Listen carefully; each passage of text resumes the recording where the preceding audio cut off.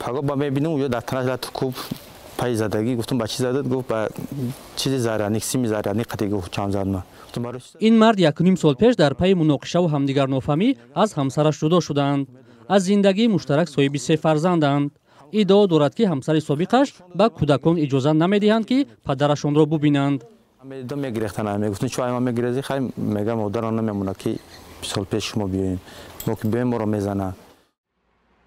مادر کودکان چنین ادعا را رد نمود اما از صحبت بیشتر نیز در این باره خودداری کرد. همسر سابق پس از مشاهده آثار زورآوری در بدن فرزندان به دادگاه شکایت میبرد ولی به گفته شکایتش جدی گرفته نمیشود. اخیراً وکیلان مجلس نمایندگان تاجیکستان با قبول تغییر علاوه به کودکس حقوق ویرانکنی مأموری مجازات برای زورآوری نسبت کودکان را سنگین نمودند.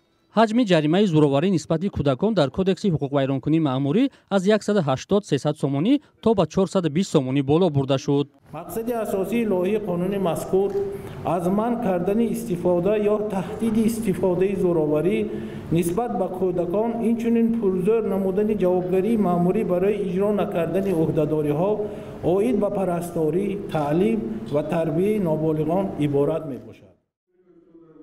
یک نگرانی مقامات این است که با وجودی به جوابگری کشیدن هزارها نفر برای زورآوری نسبت کودکان این مشکل حل خود را پیدا نمی‌کند بلکه در حال افزایش است. در سال 2019-2020 از جانب مقامات حفظ حقوق 26900 نفر به جوابگری کشیده شدند که جزا به طریق مأموری تطبیق گردیده عاید به این نمود حقوق ویرانکنی مأموری به مانند جریمه ناچیز تاثیربخش و پیشگیر کننده به نظر نمی‌رسد.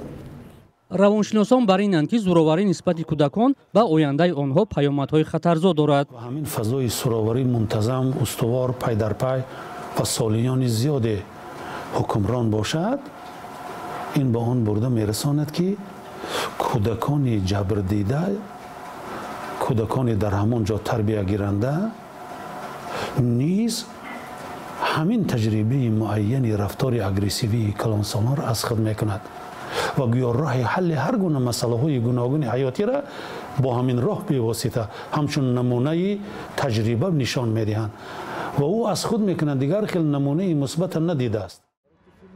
با وجود انتقادها از نقض حقوق کودک در تاجیکستان و نگرانی‌ها از افزایش آزار و اذیت میان آنها، مقامات در اظهارات رسمی خود از پیشروی در این سمت گزارش می‌دهند. هرچند برخی آگاهان و نمایندگان سازمان‌های حامی حقوق کودک تشبس‌های مقامات را در راستای حمایت از حقوق کودکان ناکافی حسابیده دعوت به بهبودی وضع می‌کنند.